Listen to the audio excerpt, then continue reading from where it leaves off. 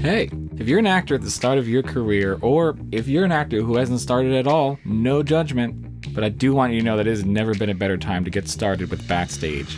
Just go to backstage.com/subscribe and enter the code word envelope at checkout for a 30-day free trial. That's 30 whole days. You can browse through thousands of casting notices from thousands of filmmakers, producers, casting directors, all looking for talent just like you. Make a profile, upload a headshot, find out what kind of projects you want to be a part of. Backstage is where you book that very first role. It's also where you book that second role, and then that third role, and then you keep booking roles all the way up until you win that Oscar. And then you can come join me here on In the Envelope. We love a full circle moment here at Backstage. But first, you gotta subscribe, and again, that's 30 days free if you use the code word envelope at checkout.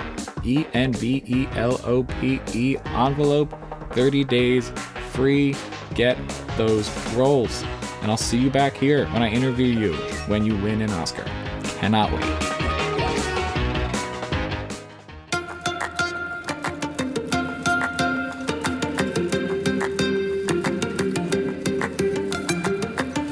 Welcome to In the Envelope, a podcast from Backstage, the one-stop shop for actors and creators both above and below the line. I am your host, Vinny Mancuso, Backstage senior editor and professional entertainment obsessive. I'll be your guide through every corner of the creative industry with the help of some of your favorite stars. Here you'll find intimate, in-depth talks with today's most award-worthy names in film, television, and theater. Along the way, we'll get advice on living your best creative life, relatable stories of the highest highs and lowest lows, and maybe, just maybe, a rare peek in the envelope.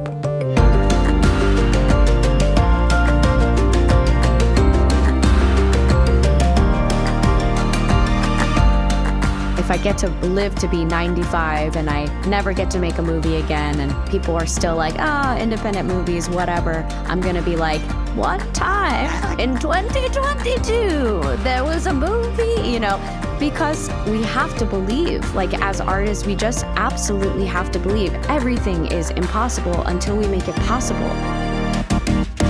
Welcome to In the Envelope, the Actors Podcast. I am your host, Backstage senior editor, Vinny Mancuso, and today, right now, as long as you're listening to the podcast on the day it drops, March 2nd, 2023, we are here to celebrate that final voting has officially begun for the 95th Annual Academy Awards.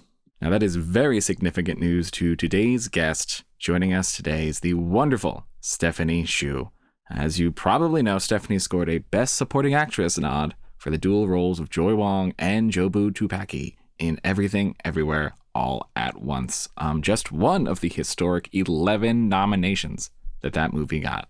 And if you want a behind-the-scenes look at the glamorous Oscar trail from an actor who is definitely not letting it go to her head, this is the episode for you. It's truly a delight to listen to Stephanie speak on what an Oscar nomination means for her, of course, but also for Hollywood and the AAPI community as a whole. And this is all coming from someone who really took the road less traveled to get to the Oscars night, from doing experimental theater in New York, originating Broadway roles in Be More Chill and the SpongeBob musical, and then back to the West Coast where the Daniels, the directing duo known as Daniels, told Stephanie they had this pretty out there idea for a multiverse epic at A24. It's all been a very wild ride for Stephanie, and we had a blast talking about it beginning to end. Let's get right into it. Here is Stephanie Hsu.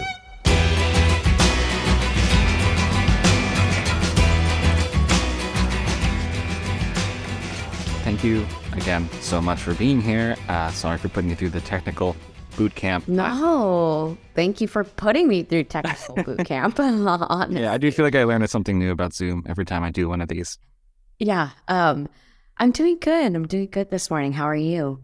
Good. I'm really excited to talk to you. I think we should probably start by saying congratulations. You are an Oscar nominee. That's pretty cool. How's It is pretty cool. How's it been? Well, it's pretty surreal, definitely. And I don't think it has completely sunk in yet. It sort of hits me in waves. And I mean, part of it is because I think, we filmed Everything Everywhere with just so many friends, and it's kind of wild to be able to go on this journey with people I love and know so well. And so it makes me feel really supported and less alone. It feels actually like a big party in some ways that goes on for a long time. And Steven Spielberg just happens to be there. Amazing. Yeah, but it's been really special. And, you know, the nominations only came out like a week or so ago, or maybe 2 weeks ago. So it's just kind of wild. It's impossible to wrap your head around. So, yeah, but it feels very special for sure. Yeah, I mean, you are. I mean, this movie is in a unique position of, you know, you have the most nominations with the 11 nominations. So you are kind of doing this. Not everybody gets to do this as a cast. You know, it's almost like you're in the position of you made this movie a while ago now, but now you're just continuously coming back together, and you don't usually get that with a lot of movies. Totally. It's very synchronistic in a lot of ways. We filmed in March 2020, or we filmed and we wrapped March 2020 when everything shut down for the pandemic. Our movie premiered at South by in March 2022, and now the Oscars are going to be in March 2023. And so it feels like a very full circle bagel, if you will. And everyone's like things work out. Yeah. Yeah, and everyone's nomination is their first nomination, so we're really kind of going through it and experiencing it together. Absolutely. I think it was 3 days ago was the Oscars luncheon. Yes. What was what did you see when you walked into that room? What was kind of the first thing you zeroed in on when you walked into the Oscars luncheon? Well, I could feel that Tom Cruise was there. I didn't get to see him because there was a hive of people around him. But you know, you could definitely feel the presence of Tom Cruise in the room.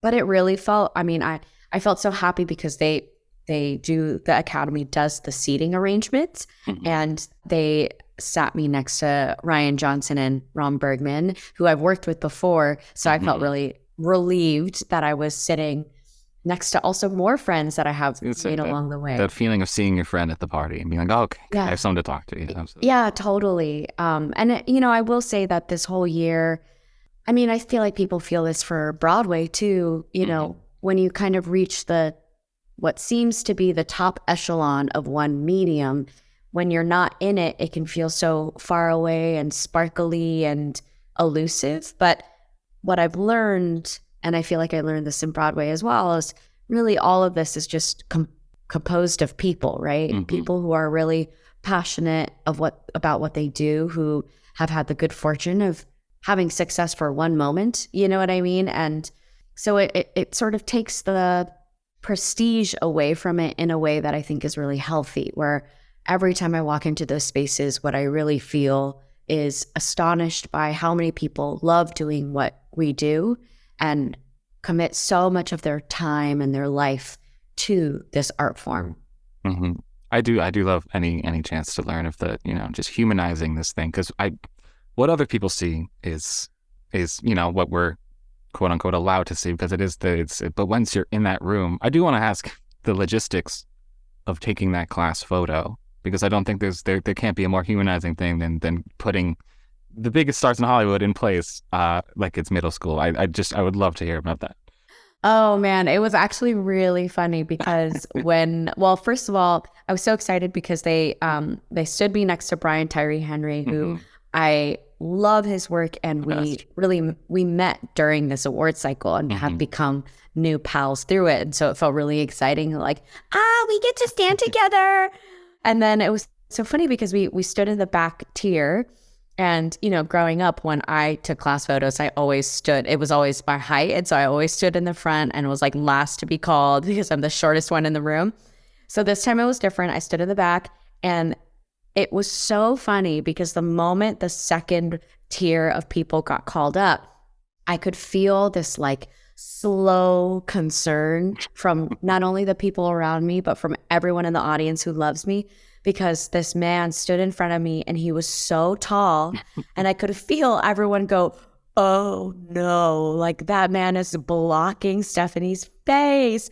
And Brian and I were joking about, he was like, don't worry, I was a cheerleader and I was a bottom and I do lifts really well. Like, we're just going to hold you to my hip and we're going to do a quick like whoop and hoist you up. And Sarah Polly was actually standing in the back as well. And she looked over and she was like, Stephanie, what if they don't see us? And I was like, I don't know. Find a window. But luckily the photo was taken from an aerial point of view. But it's pretty funny. If you look at the back row, everyone looks pretty like a normal height. It's like, just kind of one fell swoop of a line and then it suddenly dips really quickly. And that's me. I love that. Yeah, I did the Where's Waldo. I found you, and you are in the photo. It's a miracle. It's a miracle that they get everybody in there, and you can see it. It is a miracle, and it also looks like my head is attached to the head above me. It's like a double head monster. Absolutely. I love that. That is the exact. When I said humanizing the experience, I think that did a fantastic job. I saw something that you wrote recently. I think it was on nominations day that you wrote on Instagram that I found really profound, which was you wrote that I'm learning to let myself be seen. And I'm curious, that's kind of I talk to a lot of actors, obviously, and something that I see as a through line is something like that, where it's the idea of being seen is new, even though your profession is being on screen, being on stage. So I'm curious, how you see that divide, letting yourself be seen in performance versus letting you, Stephanie, be seen, and how that's changed for you. Well, in 2019, I was doing Be More Chill and on Broadway and filming Maisel season 3. For the first time, I was joining that series. I was filming and doing 8 shows a week at the same time. And I think that was the first year that I really let myself acknowledge that I was actually an actor. I had been working really steadily up until that point, but I think even specifically for Broadway, I always had this very real feeling of imposter syndrome where I was like, I feel like I snuck in through the back door. How did I get here? This was never my path. And all of a sudden I'm here in the historical walls of Broadway. And I feel like the thing that I am really grateful for is that every opportunity has invited me to step in and stand tall, as tall as I can, and show up and let myself let myself be loved by fans or a community of people around me who are rooting for me. And I feel like with Everything Everywhere, the thing that was so vulnerable was right before it came out was, I really gave this one my all. Like, I have so much more. I always gave it my all, but this one holds so much of my weirdness, my avant-garde art brain. This role was able to hold space for that avant-garde experimental, but also so much heart and so much of my kind of subliminal philosophy of what I hope art can do, which is to really provide a space for healing and feeling for audiences. And so I was scared, I was like, if this doesn't work, oh my goodness, I'm really going to have to recalibrate for a second. Or if they hate it, then they're going to really hate what I'm about. And I was fortunate in the fact that people have responded really beautifully to it. And that has felt really vulnerable, actually, perhaps even more vulnerable if people hated it, because it's said to me, oh, you have something to give, you have something to show that is resonating with people, so you have to keep going, and it's, I think one thing that's been really helpful for me is Hollywood, all the glitz and glamour. It's a lot of it is, you rise to the occasion, but when I step outside of my house, I'm not wearing like a gown with like adorned with diamonds, and like that's not what I look like every day. But you just kind of rise to the occasion, and it doesn't have to be, it doesn't have to take anything from you, if that makes any sense.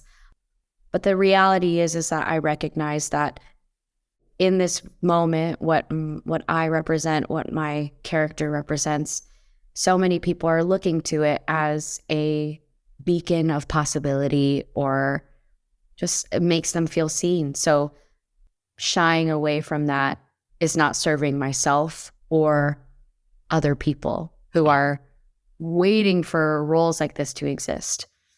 Mm-hmm. Has that shift in the way you see things? You mentioned that you had that bit of imposter syndrome, and that's sort of like, oh, I keep, how do I keep making these leaps? Has there been a shift in how you feel responsibility, because now you're taking on the fact that this isn't an accident, that these things are resonating, that you are resonating, and that's because of the work and the talent? Has there been a shift in, I'm responsible for all of these truths?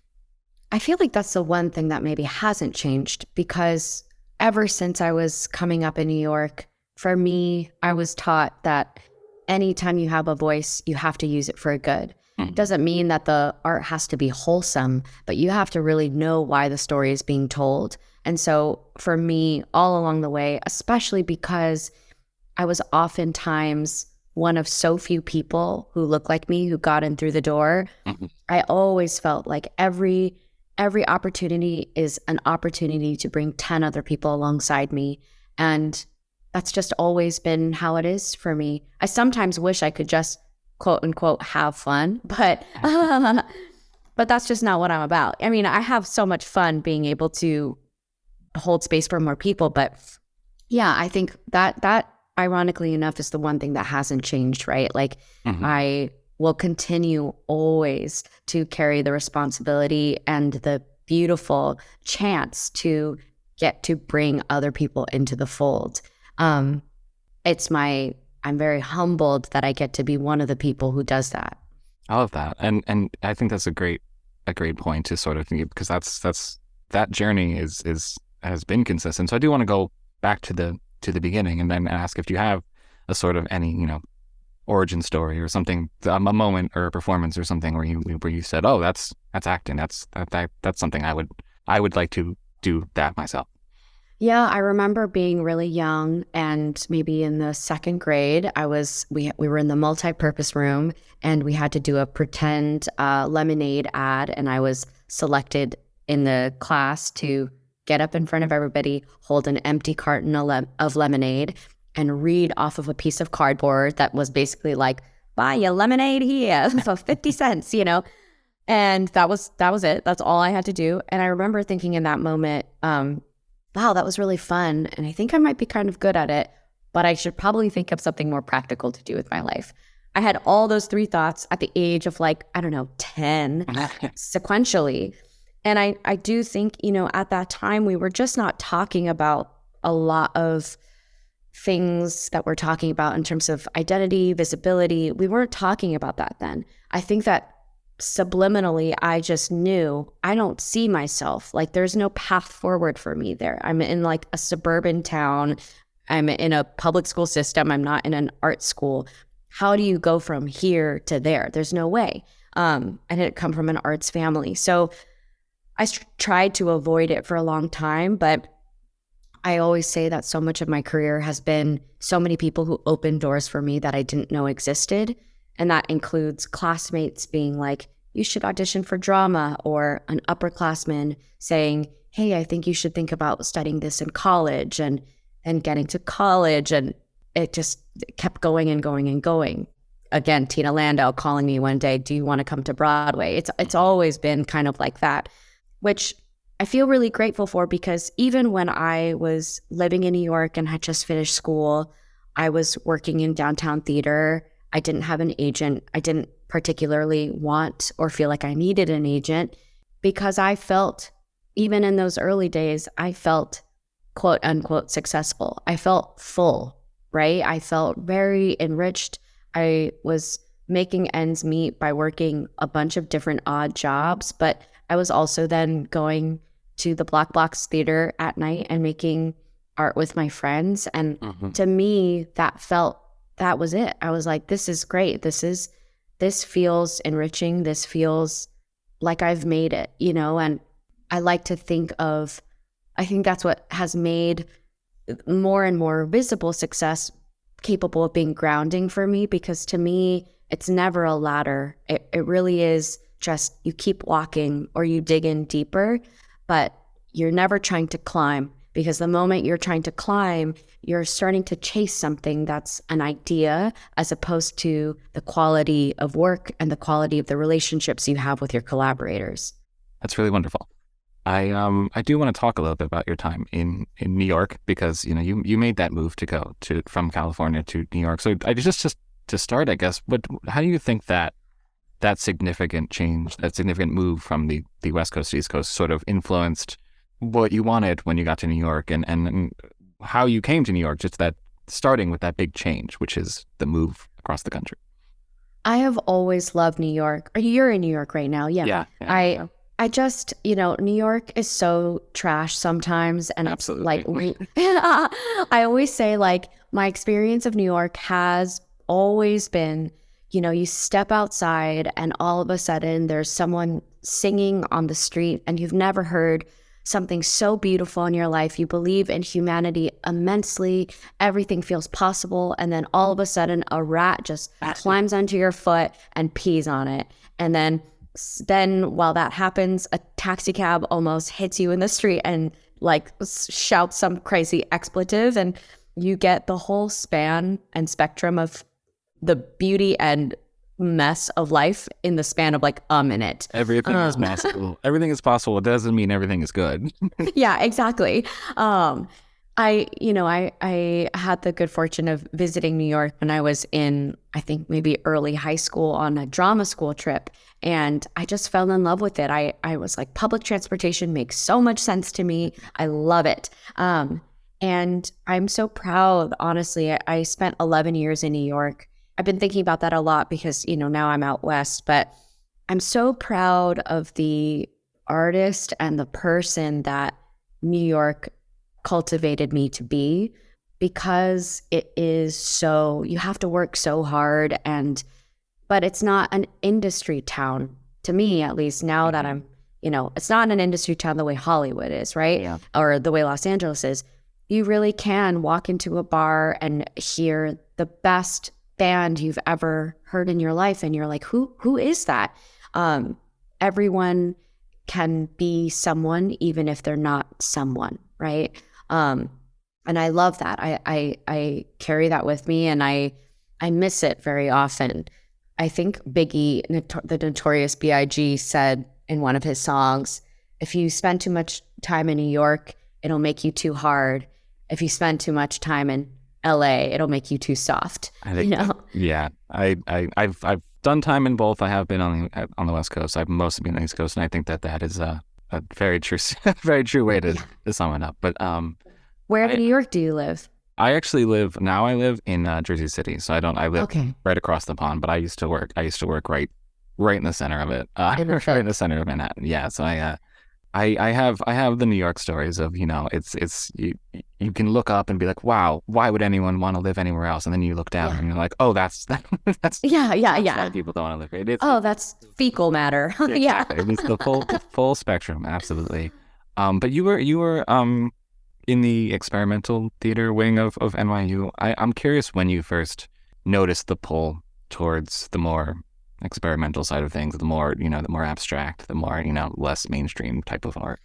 Pretty much the moment I went to New York, I studied at Tisch. I started at the Atlantic Theater Company, which was David Mamet's company, and then transferred to Experimental Theater Wing, which was, the transfer program is kind of common there. But the first day of NYU, they do this show called The Reality Show, and it's a kind of a comedy musical devised by the student body, and it's about college life, and it's meant to act as a resource for just going to college for the first time in New York, which is such a different experience than a campus, where to reach out if you're having any type of problems or feeling lonely or confused. The first day of orientation, that show was performed, and they were doing like condom songs and, doing crazy, just wild, experimental, but pretty accessible theater. And I saw it and I was like, I have to do that. I want to do that. And the woman who directed it at the time was Elizabeth Swados. Mm-hmm. So She, who's now passed, but I met her basically the summer after my freshman year. I auditioned for that show. I got in and she became my mentor, and I stuck with her all the way to the end. And she kind of just threw me into the downtown theater. I mean, a lot of it was just because Broadway just felt so far. I felt so far financially. Like I couldn't even afford a ticket, really. I wish I took advantage of more of those sort of like free tickets that happen when you're in school, but Uptown just felt so far, or Midtown felt so far away. And I was living downtown, and so La Mama and Dixon Place and all these theaters just were literally proximately closer to me, and those were my teachers. So that was kind of immediately the community I was brought into. And to be honest, I think I also felt more at home there because it was a quite international community, people coming from Asia and Europe to come to New York and devise their puppet show or do like Bertolt Brecht, So I think I just felt like I didn't have to fit into any stereotypes there. I felt like I could really make any art that I wanted to make. Is there any sort of anything from your formal training or that time that has sort of most stuck with you as you continue to take on roles, as you continue to sort of create characters, as you continue to read scripts? Is there anything from that time that's you're like, oh, this became a core part of my, quote unquote process? Yeah. So when I was studying at the experimental theater wing, we worked on a method of acting or a method of exploration that based on Grotowski. I don't know much about Grotowski's life period, but but it's a type of like gestural exploration. So you could take the idea of a character and let's say I'm playing Snow White. And so I think about Snow White and I think about the apple. And so I hold out my palm like I'm catching or like I'm picking an apple from a tree. And you kind of do that gesture over and over again until it starts to become something else. And that gesture can suddenly become how you sit or how you walk, or maybe that's just a thing your hand does all the time. Like maybe that's how Snow White gesticulates. And that can inform your mode of speech, where your pitch is. That is something that I'm a very physical person and a physical actor. And that method of exploration to me is something that is still so very helpful. Because I do think, especially when you're working a lot, it's just such an easy way to immediately get into the shoes of another character and create specificity for new characters. The Grotowski method. I love that. Everybody, write that down if you haven't. You moved back to LA pretty in sync with everything everywhere. It was not that long before, not that long after. So I'm curious just to start with the move back, how that again changed you. Was there similar feelings? Was there I'm assuming you felt like a different person at that point. It was 11 years in New York, but I'm wondering what the overlap was with how you felt about after all that coming back to the West Coast. So I met the Daniels at the end of 2019 after wrapping Be More Chill, after wrapping Maisel. I met the Daniels, our directors, on an episode of Nora from Queens. And we had so much fun. I truly just followed them out to LA. I didn't know the movie was going to happen. I knew nothing. I just said, I'm ready to work and meet new young creatives who are making wild and weird things. And I'm realizing I had been in New York for so long and I knew most of the community there. I realized there was a whole other breadth of community that I didn't know, and breadth of makers I didn't know. So I followed them out to LA, was staying at my friend's place, and within a week of me being there, they called me and they said, hey, we're working on this movie and we think you'd be really great for it. No pressure. And I knew nothing about A24, didn't know Michelle Yeoh was attached. I was like, sure, I'll do your home video. You know what I mean? I just was like, whatever you guys do, sounds fun. Whatever you guys do, I'm here for it, because I just so believed in them as artists. And then when I booked the movie, that was in 2019, I basically started that bi-coastal life. I still had a place in New York because I was filming Measles still, and then I had a place in LA, and then the pandemic happened.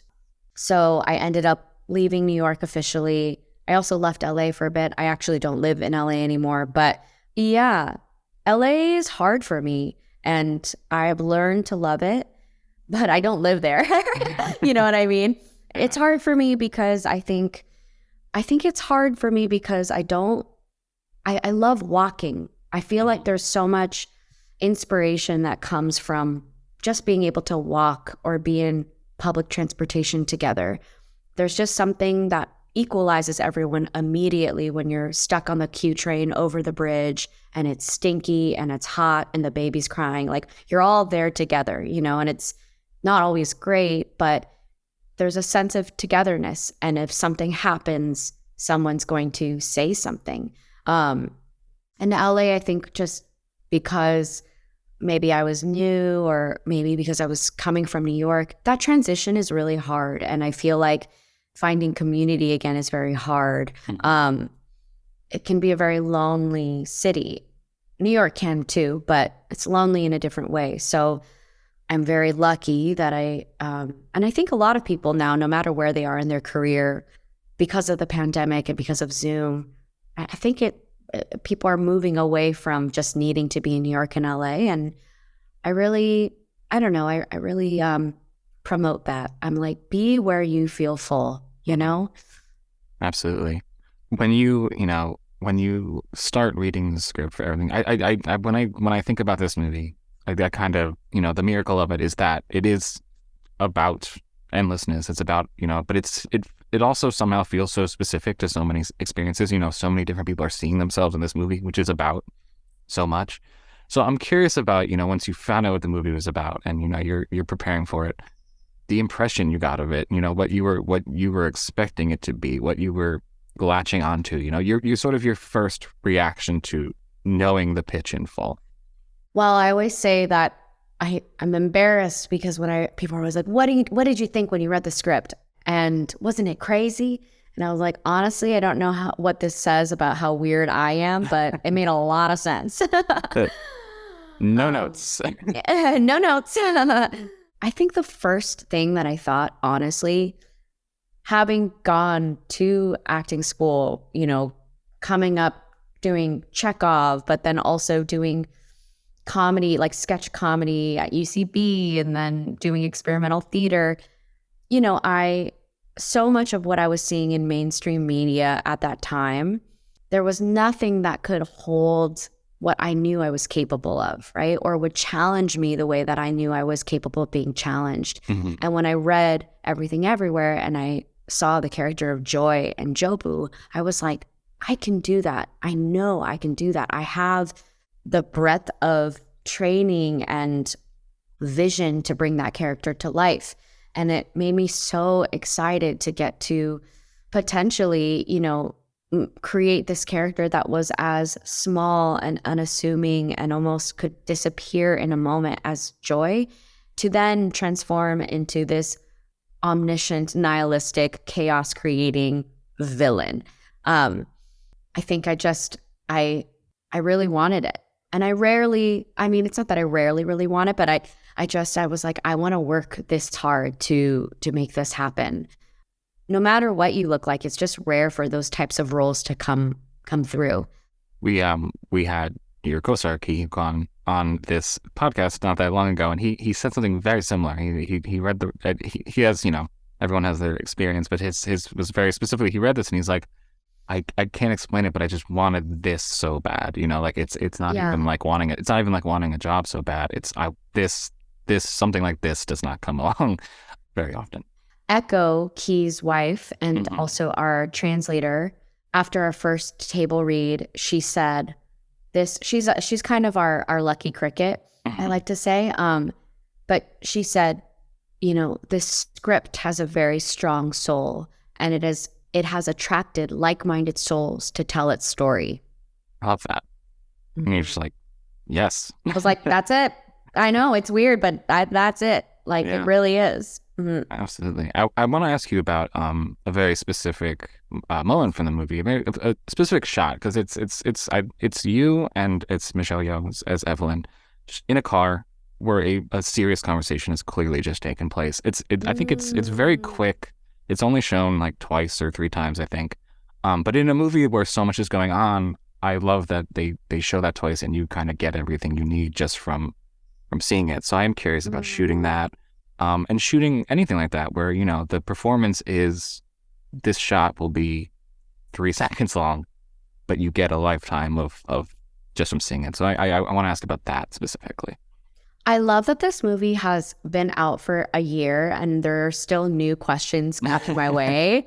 And I love when people pick up on those little things, because every shot truly was so intentional that there is so much to unpack outside of the big scenes. And that scene that you're bringing up is actually really important dramaturgically in the story. It's, we shot it for maybe an hour, but for us, as with the Daniels and me and Michelle, that was the moment that Joy is coming out to her mom. That's the conversation that's happening in that car. So it is a very important scene, and I'm really glad that it brought that it caught your eye. And I think that's the beauty of the Daniels, right? I really mean it when I say the story does make sense, because every single moment, even if it's weird or if it's wild, was done with a lot of clarity and intention behind the filmmakers and also the cast. I think that's why the movie is so weird, in that you're like, what's going on? And yet if it works for you, you find yourself still very curious and invested. You want to know more. You want to know where that one vignette leads to. And that's intentional, right? Because it could just be a chaotic mess with no through line whatsoever, but we're trying to hold your hand through in some ways. I'm curious how you approach that from a performance standpoint, where, you're between wardrobe and makeup and you're getting so much material, trusting that it will be cobbled together in an emotionally satisfying way. So from a performance standpoint, what are you bringing to each of these individual moments and making sure that the audience is getting what they need to from a quick glance into a world that they'll see for 2 seconds? I think the key is trying to be as specific as possible quickly in those vignettes, right? And the movie it wasn't easy to make, for sure. I mean, my binder, I drew a whole map. I broke down every single scene. I tracked when Joy became Jobu and then became Joy again. And we created shorthands for creating that texture of when Jobu is not only Jobu, but also Joy.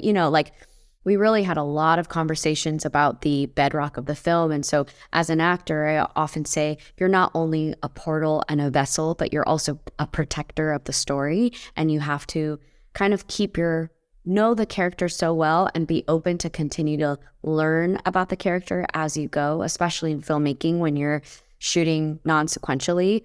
I feel like every moment that you're on set, you're collecting new clues about the fabric of the tapestry that you're weaving together. But you have to also be clear as to where you are in the story.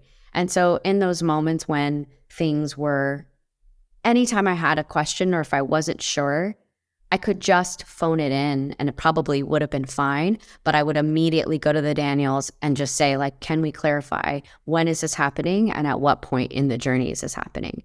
And if we all didn't know, then we would make a decision together. That's the thing about film specifically, I think. I don't know. I think that's the difference between making something good and great is when everybody really knows what they're making, it just pushes something over the edge just that much, where you as an audience member then feel protected in a different way. There's so much discussion, between what's the difference between a good movie and a great movie. And I think with something like this, you touched on a bit where even if in a single moment you don't understand it, you don't need to, because you are feeling the right thing, because the movie is making you feel the way. It's sort of, you don't need to understand what's happening in the moment to sort of be like, well, man, it's affecting me. And I think that totally. this movie hits that note larger than any movie has in a long time. Totally. I mean, I feel so proud to be a part of it because not only for what this movie means for the industry. I feel like I remember someone telling me after they saw the final cut, someone in the industry was like, this movie's never going to do well in the box offices, but you're probably right that directors you might want to work with will maybe see this movie. And I remember thinking to myself, like, I don't know anything about box offices. I just got here, but I'm hearing that you don't believe that something like this could possibly ever work. And I've been saying that if I get to live to be 95 and I never get to make a movie again and people are still like, independent movies, whatever, I'm going to be like that person in the room, like, one time, like in 2022, there was a movie, because we have to believe, like as artists, we just absolutely have to believe everything is impossible until we make it possible. And if we as an industry, or worse off as makers, become convinced that they'll never let us do X, Y, and Z, then we are shooting ourselves in the foot, and the thing I love about the Daniels is that they say, who cares? We're going to do it anyway because we have a vision. We see something. We're imagining something. And I really do. I have fallen in love with movies so deeply. And perhaps it's from my theater background too. I believe that we need spaces to watch things together, to feel less alone, and to help us process what continues to be a very confusing time to be alive. And if those spaces die out, then we're going to be in trouble. Like, we need moments of unification, even if it's just to sit in a dark room for 2 hours and listen to a story. We really need that. So I feel like, this movie also is so exciting because it is nonlinear in so many ways. And there are many ways to tell a story that I hope that we can continue to dream up and challenge ourselves to do. Absolutely. Do you remember your last, shot on set? Your last day on set of Everything Everywhere. What was your rap moment? Oh my gosh, that day was crazy. Because it was the Friday that everything shut down. I was going to say it was right before the shutdown, right? Yeah. It was like right on, basically. Yeah. So Monday of that week, it was meant to be our last week anyhow. But Monday of that week, New York was getting this like, something's happening, and LA was like, that's probably not real. Yeah. Wednesday, Tom Hanks was like, I have COVID.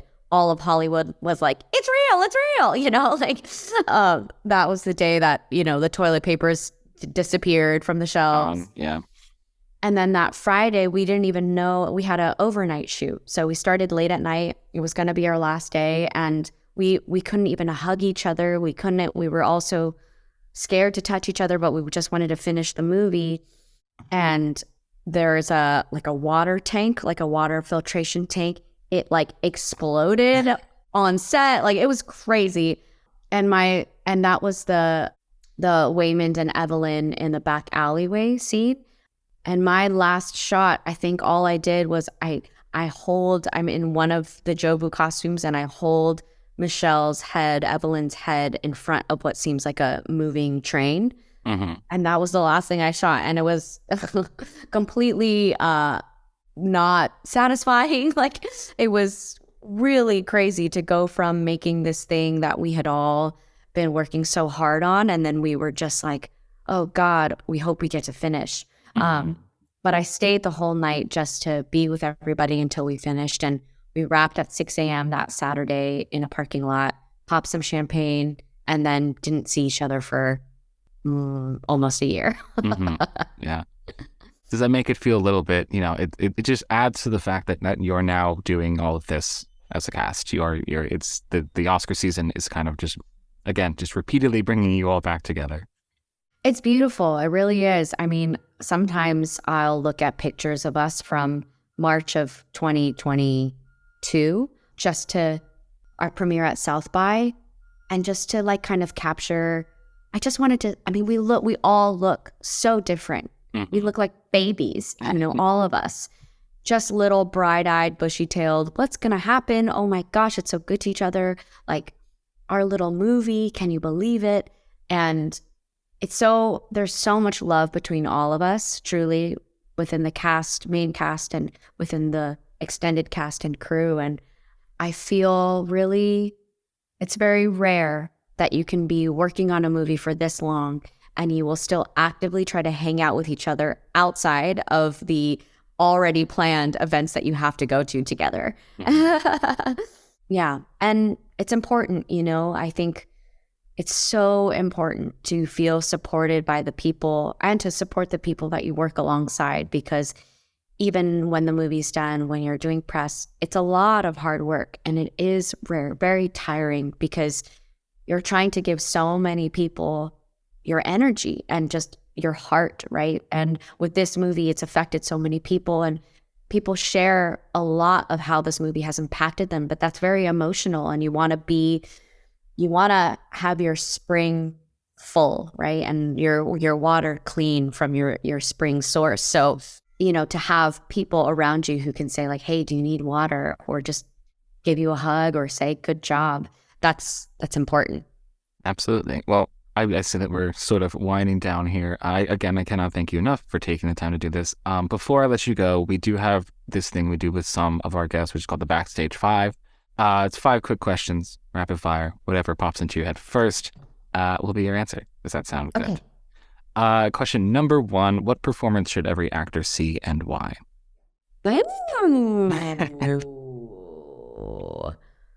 You're like, rapid fire. Here's an essay. I say that every time, but there's no way any of these questions can be rapid fire. So don't worry about that part of it. I think watching Robin Williams' body of work is pretty extraordinary. Mm-hmm. Absolutely. I've been wanting to rewatch Dead Poets Society recently because I just love that movie so much. And his performance in it is incredible. Everyone's performance in it is incredible. And Flubber is one of my favorite movies of all time. So I definitely saw it. Definitely saw it in theaters. 7 times. I saw it 7 times in theaters. Incredible. Question number 2. With all the roles that you played, what role shaped you the most as an actor? I think it was a tie. No. Okay. No, I'll say I think it really was doing Christine Canigula and Be More Chill while filming Mei Lin in The Marvelous Mrs. Maisel. Toggling between those two for that year really asked me to step up into my chops. Mm-hmm. Question number 3. What did the best directors you've worked with have in common? They believe in their actors. They are true collaborators. They want to know what you bring to the table, and they work with you. They actually like get in on the ground with you. They don't just say stay there and talk there. They want to know what magic you bring to the table as well. Love that. Question number 4. What is your worst audition story? Oh God. I think when I was the one that's coming to, I mean, I'm sure I've had auditions where I just did a bad job, but the one that comes to mind is when I was asked to put on an accent, and I just was like, I'm so sorry, but I don't do that. And I was really upset. Yeah. Yeah, that sounds like the worst. That makes sense. And question number 5, what's one mistake you've made in your career that you promise yourself you will never make again? I like that question. I think I pretended that I didn't love what I do because I was so scared to lose it, or that it didn't feel real, or it felt too good to be true or something. But I wish I allowed myself to truly fall in love with storytelling earlier and not to doubt its validity. I never doubted it for other people, but I really doubted it for myself. And now I feel like I'm playing catch up. I feel like I'm in grad school right now, where I'm voraciously watching and reading and just digging in so deep, because I feel for the first time maybe true permission to really do this. But I'm realizing I had permission all along, right? Like no one was ever going to take it away from me. And so I just wish I allowed my heart to open up to it unabashedly sooner. Amazing. I think that is a wonderful way to wrap this up. Stephanie, thank you so much for being here. And congratulations again. Thank you. The movie is incredible. The role is incredible. The performance is incredible. And everyone here can't wait to see what's next.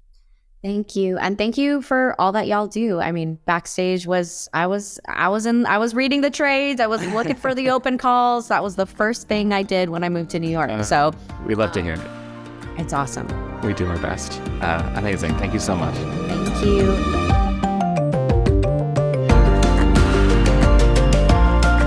Thanks, as always, to our brilliant producer, Jamie Muffett, and to the whole team at Backstage, Samantha Sherlock, Mark Stinson, Caitlin Watkins, and of course, Casey Howe. Visit Backstage.com, and don't forget, you can subscribe to Backstage with code ENVELOPE at checkout for a free trial. 100% free, you simply cannot beat that. For more exclusive content, find us on Facebook and Twitter at In the Envelope, and subscribe, share, and leave a comment. Who should we interview next? Let us know. Thanks for tuning in. We'll see you next time for another peek in the envelope.